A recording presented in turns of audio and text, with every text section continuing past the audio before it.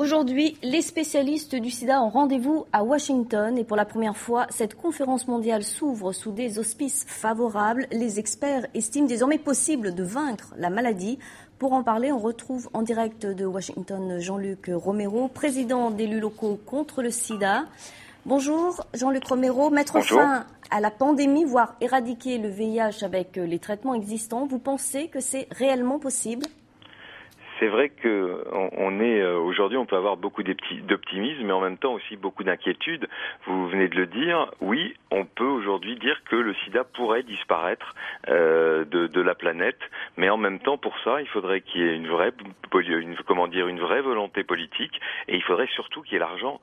Vous savez, quand même, il y a encore aujourd'hui à peu près 2 millions de personnes qui meurent du SIDA tous les ans, alors qu'on pourrait éviter ça. Et vous savez, pour ça, il ne faut pas des sommes astronomiques. Il faudrait 25 milliards de dollars par an. Je vous rappelle quand même si je ne veux pas faire de comparaison hasardeuse, qu'on a trouvé 3 000 milliards de dollars pour sauver les banques. Eh bien, avec cet argent-là, et si elle était pérennisée, on pourrait, oui, à terme, faire disparaître le sida. Mais aujourd'hui, malheureusement, pour l'instant, cet argent n'est pas là. Vous allez donc participer à cette 19e conférence sur le sida. Quelles sont vos principales attentes ?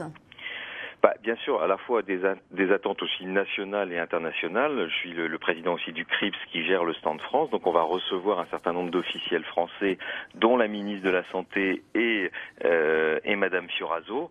Ça va être aussi l'occasion d'entendre le gouvernement français sur ses intentions, à la fois sur ce qu'il veut faire en France, et puis bien sûr sur sa volonté de faire qu'au niveau de la planète, les moyens soient là. Au niveau de la conférence, c'est une conférence quand même qui est un peu spéciale, contrairement aux conférences médicales habituelles. C'est une conférence ici où vous avez plus de 21 000 personnes. C'est à la fois bien sûr des médecins, des chercheurs, mais aussi beaucoup de militants associatifs, dont je fais partie d'ailleurs, et puis des représentants institutionnels et gouvernementaux. C'est donc l'occasion de tous ensemble, de trouver les moyens que demain l'accès universel, non seulement à la prévention, mais bien sûr au traitement soit assuré, et de leur dire que bien sûr qu'il y a une crise économique, mais comment peut-on continuer dans une crise à sauver les banques, à sauver les pays et à laisser mourir des gens dans une espèce d'indifférence glacée. Jean-Luc Romero, justement, vous parliez de l'accès au traitement. Il n'est pas le même pour tous, notamment dans les pays en développement. Selon vous, c'est le principal obstacle ?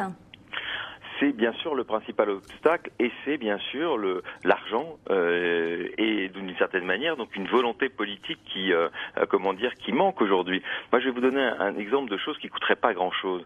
Vous savez, aujourd'hui, il y a encore 47 pays qui interdisent leur territoire aux personnes séropositives. Ça n'a aucun sens en termes de santé publique. Eh bien, il n'y a aucune volonté internationale pour expliquer à ces pays, c'est pas rien, ça veut dire près de 50 pays qui sont interdits aux personnes séropositives, il n'y a pas de volonté pour dire à ces pays, mais attendez, c'est absurde ce que vous faites, et c'est même très grave, c'est une atteinte aux droits des gens. Donc vous voyez qu'on a quand même beaucoup de boulot, même si bien sûr, aujourd'hui, on peut être plus optimiste qu'on ne l'était il y a un certain nombre d'années.